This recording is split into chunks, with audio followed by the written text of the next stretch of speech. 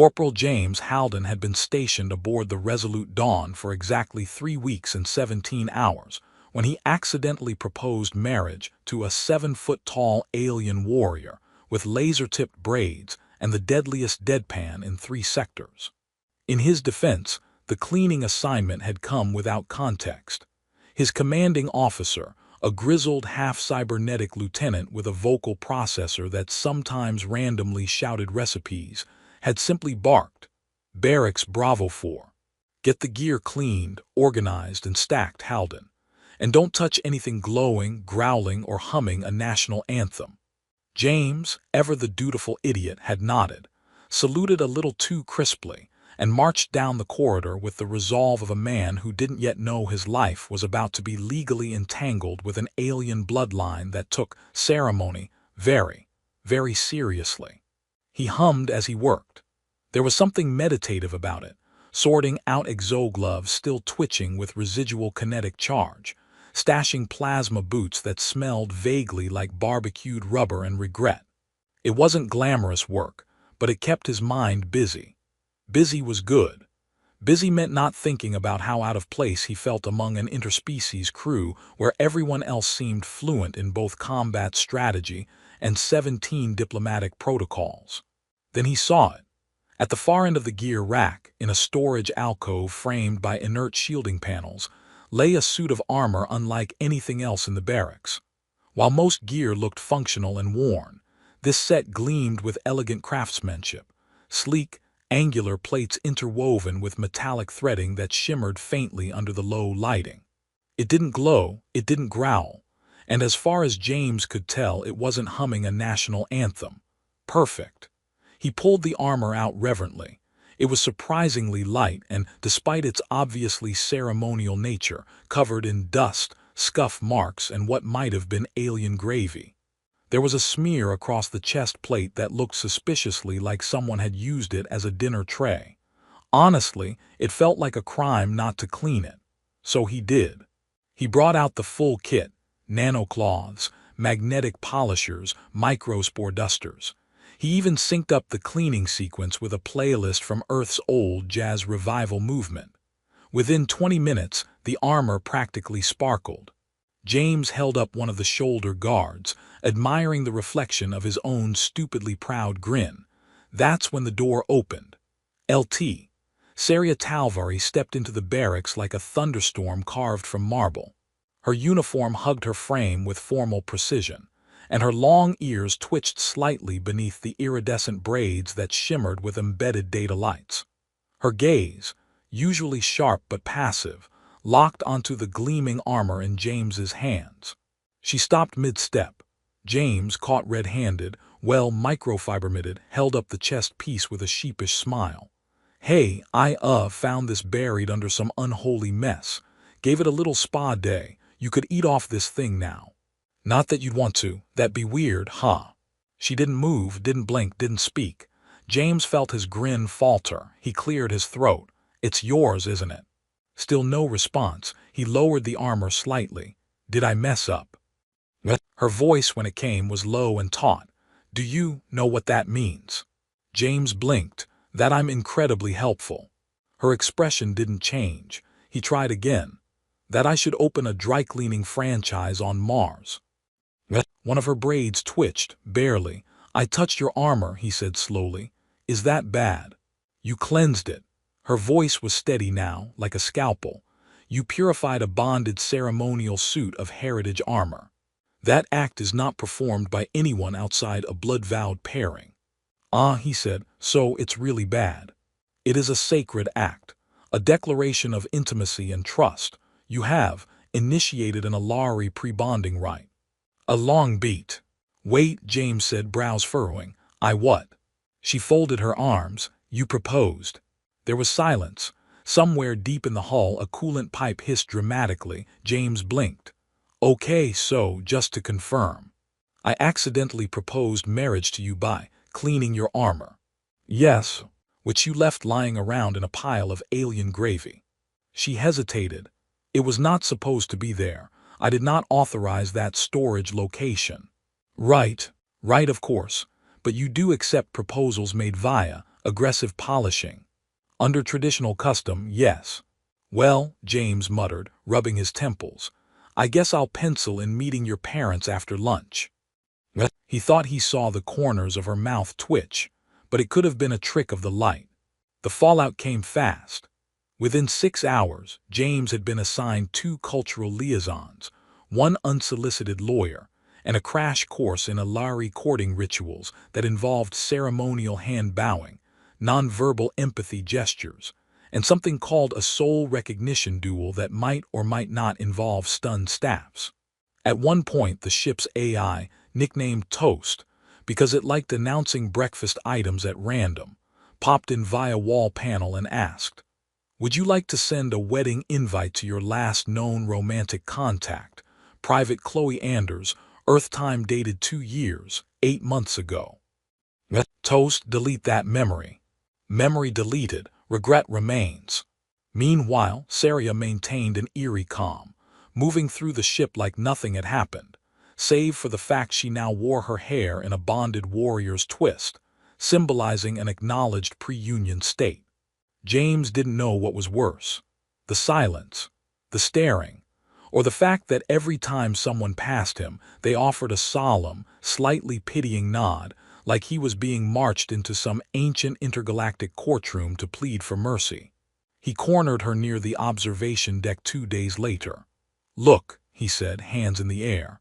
I get that this is serious. I get that I messed up, but maybe there's a way out, a loophole, some kind of I didn't mean it clause. There is a rite of severance, she said. Perfect. It involves fasting, firewalking, and public recitation of your inadequacies in 3 languages. Less perfect. She tilted her head. Or we proceed with the compatibility trials. And those involve battle scenarios, psychological analysis, mutual song composition. James stared. Song composition. Trust must resonate. He sighed. Is there an option C where we just pretend this never happened and blame it on the gravy? Her ear twitched. I am open to further discussion. He narrowed his eyes. Was that almost a joke? I do not joke. Right? Of course not. That would be outrageous. Heaven forbid the warrior-bonded customs have a punchline. She looked at him. You are unexpected. I get that a lot. I have not yet decided if that is unfortunate. He smiled faintly. Progress. They stood in silence, watching the stars drift by beyond the glass. Somewhere out there, galaxies spun with the indifference of physics. Here, inside this metal tube of clashing cultures and military-grade awkwardness, one human and one Alari warrior stood on the threshold of something complicated, possibly disastrous, and very, very shiny. Like that armor, which, if he was being honest, he had done an excellent job polishing. James didn't consider himself particularly important in the grand order of galactic affairs. He was the kind of guy whose main claim to fame back on Earth was once fixing a malfunctioning vending unit with a fork and some chewing gum. And yet here he was, seated in a high-backed chair that pulsed gently under him, inside a diplomatic chamber shaped suspiciously like an inverted fruit bowl, awaiting judgment from a panel of glowing Alari elders because he'd been too thorough with a cleaning rag.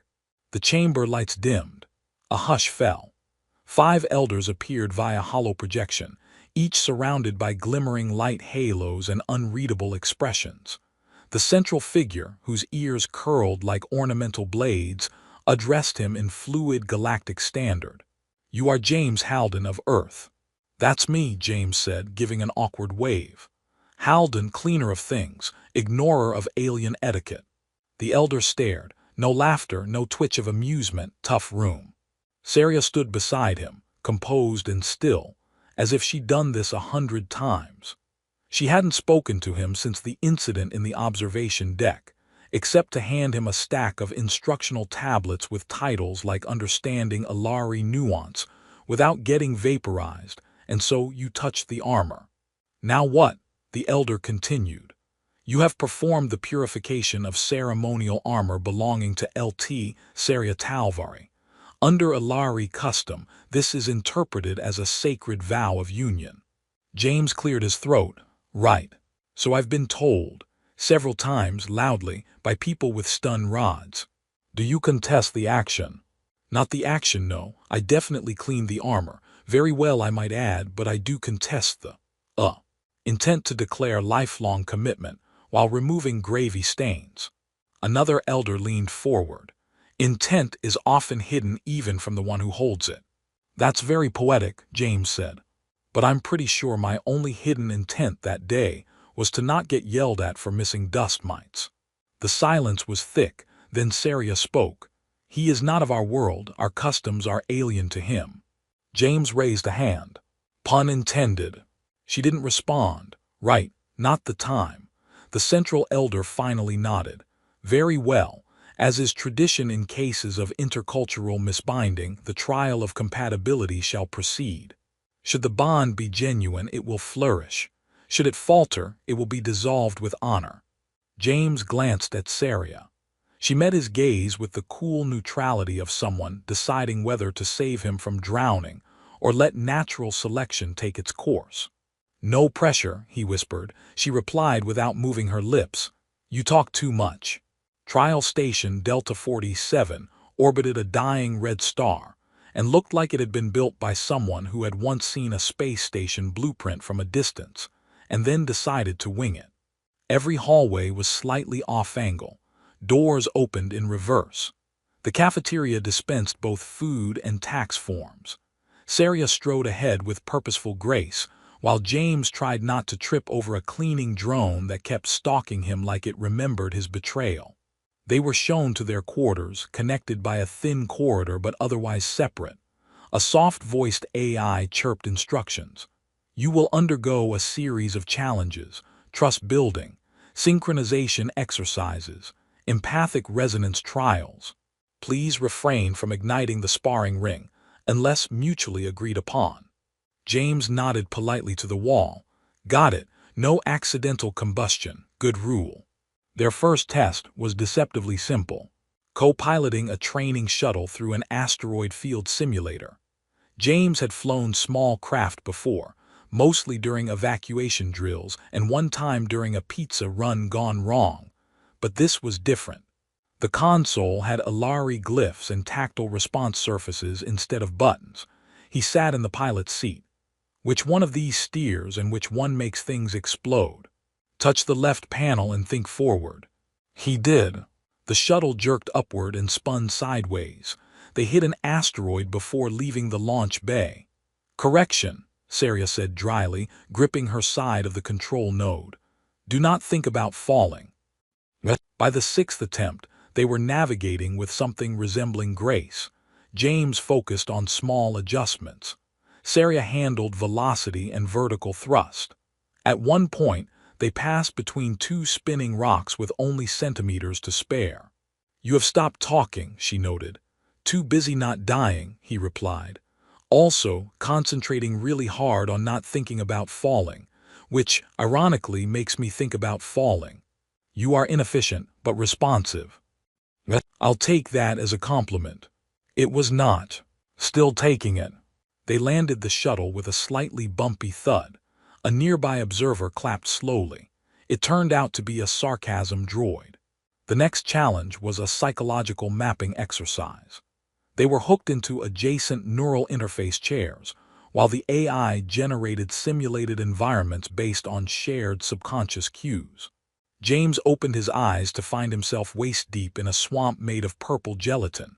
Saria stood beside him on a floating platform, utterly unfazed.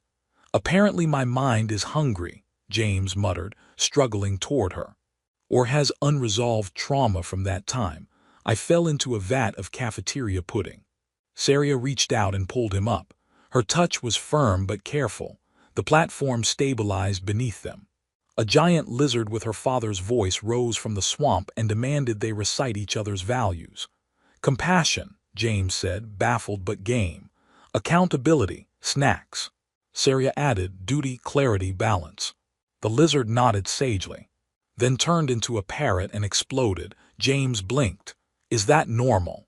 Yes. Okay. They ended the day in a common lounge, still in silence, sipping from mugs of Alari steam brew. An aromatic drink that smelled like firewood and tasted like minty battery acid. James tapped his cup. So, how am I doing so far? You did not crash fatally. You did not insult my ancestors. You only hallucinated one exploding parrot. That's a win, then. You are not what I expected. Most people expect someone taller. She gave him a long look. I expected to be angry. And now, I am still uncertain. He tilted his mug toward her. Here, as to uncertainty, then. They sipped. The steam curled between them like invisible threads pulling taut. Later, as he returned to his quarters, James paused at the doorway.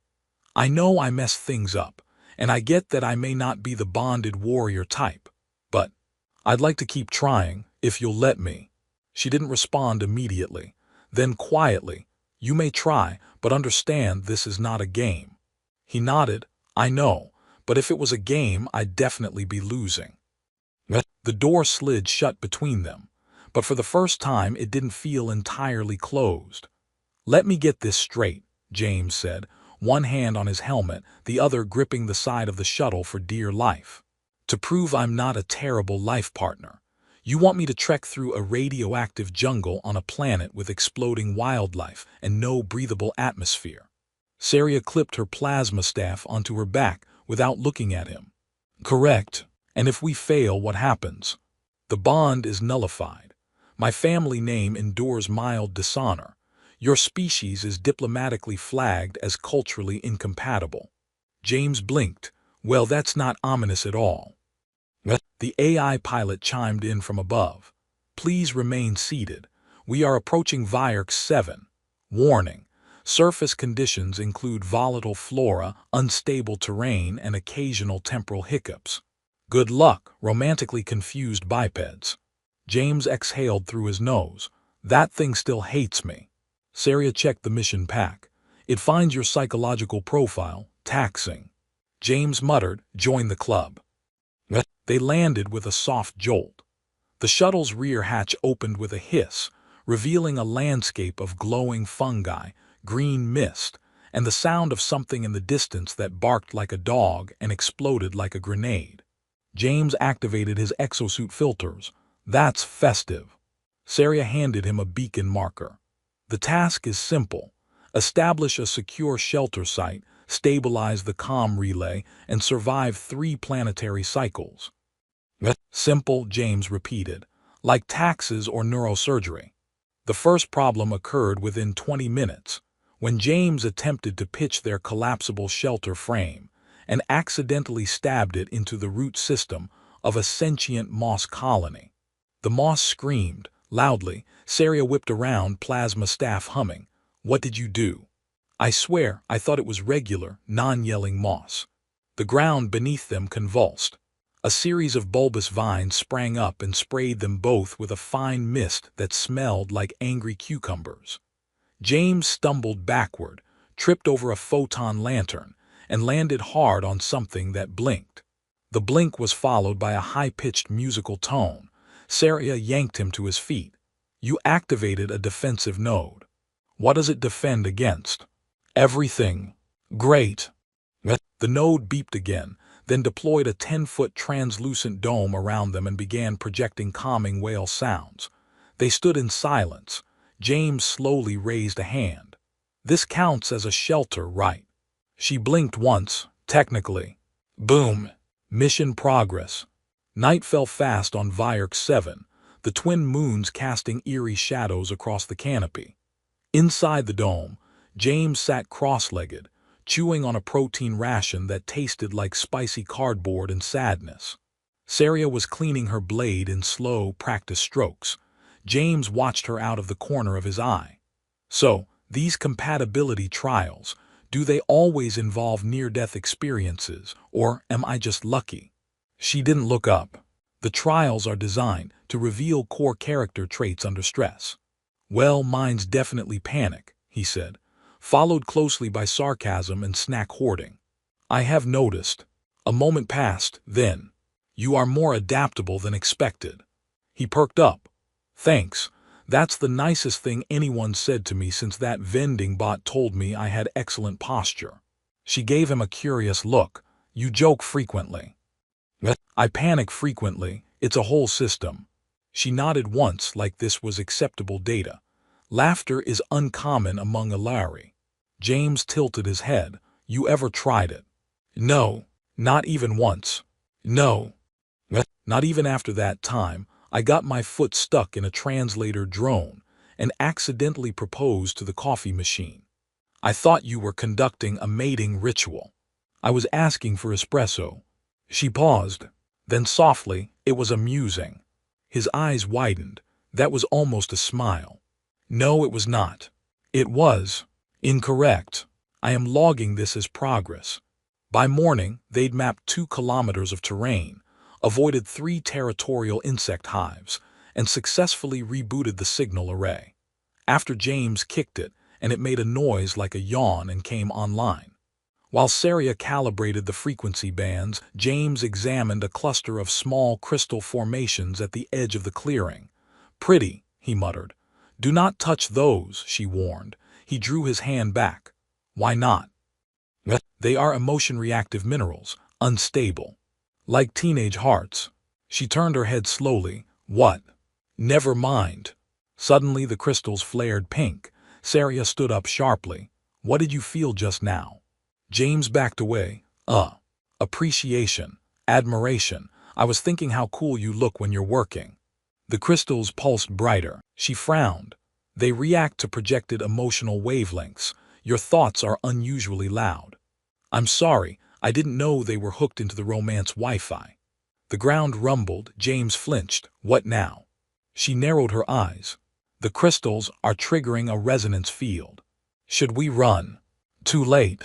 The crystals exploded in a burst of light and sound, enveloping them in a feedback loop of shared emotional impressions.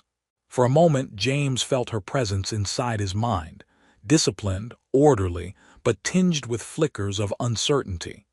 He caught glimpses of her training days, her isolation, the pressure of being flawless. She felt his confusion, his sense of smallness in a universe so wide, the weight of always being the joke, never the hero. Then it ended. They staggered apart. James blinked. So that was deeply intimate and horrifying. Saria looked unsettled. We were exposed. To be fair, you saw a lot of snack-related anxiety. I also saw your sincerity. He shrugged. Yeah, that leaks out sometimes. She tilted her head. I underestimated you. I get that a lot. They stood in silence. Then a loud belching sound came from the bushes. A small creature hopped out, glowed briefly, and exploded in a puff of confetti. James stared. Why, he said slowly, is that a thing that exists? It is a Virexian mating deterrent. It perceives unresolved tension and detonates accordingly. He blinked, so it exploded because we're not kissing. It likely detected mutual confusion. James sighed. Even the wildlife wants us to figure this out. As they packed up the last of their gear, the comm relay pinged with a message from the coalition. They passed the survival phase. Return was authorized. James leaned back against a tree. You think this was enough to get us out of the bond? Saria stared at him. You wish to be released. He hesitated. Honestly, I don't know. She approached. You touched the armor by mistake, but your actions since then have not been careless. I guess I've been trying to make up for it. You have shown courage and humor. Both are rare. Well, he said, humor's usually easier than courage. She studied him. Perhaps we should continue the trials. He blinked. Really? Not because of the armor, but because I wish to understand what this could become. James grinned. Is that an official statement or just a very polite way of saying you don't hate me? Unclear. He offered his hand. She took it. The Virexian confetti creature peeked out of the bush again. This time, it did not explode. By the time James stepped off the return shuttle onto the Resolute Dawn, he'd officially been mistaken for a fiancé, a spiritual partner, a snack smuggler, and just once, a prophetic figure in a Virexian wildlife religion that involved interpretive dance and accidental explosions. He was still trying to understand how diplomatic entanglement via laundry had turned into cultural reckoning and emotional espionage. And now there were elders on board. Elders. Actual shimmering-robed, staff-carrying, deeply intimidating Alari elders who had arrived just before their return and requested an audience in the Unity Hall. A place so sacred, it was normally reserved for ceasefire negotiations and food replication treaties. James leaned toward Saria as they waited outside the chamber. So when you said they'd want a discussion, I pictured tea and maybe a very serious PowerPoint. Saria's expression didn't move. There will be tea, it will be judgmental. Oh, good, nothing like a drink that questions your life choices. The doors opened with a sound like a choir of whispers. Inside, the chamber glowed with ambient starlight filtered through kinetic resonance glass. 5 Alari elders floated slightly above the floor on anti-grav discs, because of course they did. It wouldn't be a high-pressure interspecies confrontation without unnecessary floating. The central elder, whose braids had gold-trimmed data fibers, gestured for them to step forward. You have returned from the compatibility trial alive. James gave a small wave. Against all odds. We have reviewed your telemetry. The empathy incident was revealing. Those weren't my fault. The crystals were eavesdropping, it's creepy. You formed a cohabitation shelter from an activated defense node. Improvisation is a strength. You consumed 23 unauthorized ration bars. They were bonding snacks. The elder blinked. Bonding snacks. Saria interjected. They shared meaning. It is a primitive human courtship behavior. James nodded solemnly. We call it stress eating. It's very intimate. There was a pause as the elders processed this. Finally, the eldest of them leaned forward. According to custom, you may proceed to one of 2 final paths. The rite of severance, which would publicly nullify the vow, or the ritual of Concord, which would formalize it before the assembly. James turned to Saria. I don't suppose there's a path 3 that involves quietly pretending none of this ever happened and opening a dumpling stand on Neptune. She blinked once. That is not recognized by tradition. He sighed, didn't think so. The elder added, you have until the next cycle's 3rd bell to decide. Meanwhile, you will undergo the final evaluation of harmony. James narrowed his eyes. What does that mean? It is unstructured. Unstructured turned out to mean diplomatic observation via ambient proximity, which was a fancy way of saying Saria and James were now being followed around by 3 Alari witnesses in floating cloaks who took notes every time one of them sighed, looked annoyed, or picked the wrong condiment in the cafeteria. James tried to ignore them. He failed, especially when he reached for mustard and one of the observers gasped audibly. That's it, he muttered later in the corridor. I'm going to lose my mind. One of them tutted when I used a fork on the fusion noodles. Saria tilted her head. You are displaying increased irritability. It's not the judgment, it's the floating. I feel like I'm being haunted by my ancestors. They are not your ancestors. They might be if I go through with this. She stopped walking. Are you reconsidering? He rubbed his neck. I don't know I like you, I mean obviously. You're smart, strong, you saved me from exploding lizards twice. But this bond, it's huge, it's permanent. I am aware. And I'm just me. I clean things too hard and make jokes when I panic. She studied him. You also risk yourself to protect me in the simulation. You adapt. You endure. I'm a walking anxiety burrito. I have grown fond of burritos. He looked at her. Was that a joke? Unclear. One of the observers scribbled furiously behind them. The next morning, James awoke to find the ship's AI waiting in his quarters, not speaking, projected, staring. Toast, he mumbled, this is not the time. I have compiled 57 scenarios based on current trajectory. Would you like the top 3 outcomes? Not really. Scenario 1. You complete the bond ritual and begin a culturally complex, emotionally rewarding union with statistical probability of mutual growth. James blinked. Wait, that's actually nice. Scenario 2. You bail and flee to a mining outpost on Ursaroman 4, where you live out your days as a moderately successful broom technician. Less ideal. Scenario 3. You attempt humor at the Ritual of Concord and are vaporized by tradition. James groaned. That tracks. Toast flickered off. By the time the third bell rang, James stood again in Unity Hall, dressed in formal uniform that smelled like it hadn't seen sunlight since the Coalition's founding. The elders waited. Saria stood to his left, unmoving. The witnesses hovered silently. The air was heavy. The elder spoke. You have considered your path. James stepped forward. I have. Saria remained still. I didn't mean to start any of this, he said, but now that I'm here I have to be honest. I still don't know what kind of bond this is. I don't know what we'll be. The elders stirred, but I know she's someone I respect. Someone who challenges me. Someone I want to know more, even if that means making a fool of myself in front of an audience with hover robes. He turned to Saria. So if you'll have me, I want to keep figuring it out with you. A long silence. Then Saria stepped forward.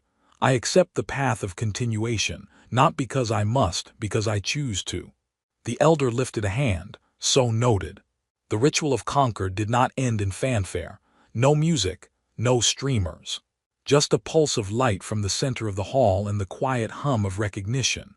As they exited, James whispered, So, what now? Saria replied, Now we confuse everyone. He grinned, That's my specialty. James had always imagined visiting an alien capital city would be like stepping onto a sci-fi postcard.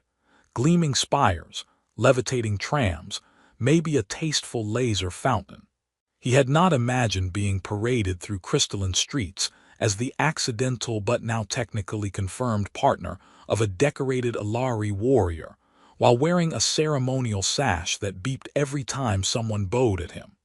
It's a lot, he muttered, ducking as a flock of aerial drones released celebratory light petals directly above his head. Saria walked beside him in full regalia, calm as ever. The beeping indicates official recognition. Do not ignore the beeping. I'm trying not to, it's just constant. It sounds like my grandmother's microwave. You may deactivate the chime if it overwhelms you. Now you tell me, he said, furiously jabbing at the sash's control node. It responded by increasing volume and switching to a chime pattern that sounded like applause. Several Alari citizens clapped back, assuming it was a cue. Saria gave him a long look. You are thriving in this environment. I'm being applauded by my clothes, Saria. That's not thriving. That's fashion-induced panic. They were guided into the central chamber of Accord, where the final phase of the recognition process would take place. James had studied the process extensively via flashcards provided by the Coalition's diplomatic office, which included helpful reminders like, do not wave during the ancestral invocation, and if offered ceremonial fruit, always accept, never bite. Inside the chamber, dozens of delegates, family representatives, and Alari house matrons awaited them. James spotted the elder from the Resolute Dawn trial, now wearing a much taller headpiece, which made him suspect she had been upgraded. The presiding speaker floated into position. Bonded candidates Saria Talvari and James Halden, you have completed all required phases of the Concord path. Today you stand not to affirm a decision made by mistake, but to choose what it becomes. Will you give statement of intent? Saria stepped forward first. I have walked paths alone and paths that were mapped for me. This is neither. This is new, and I choose to walk it willingly.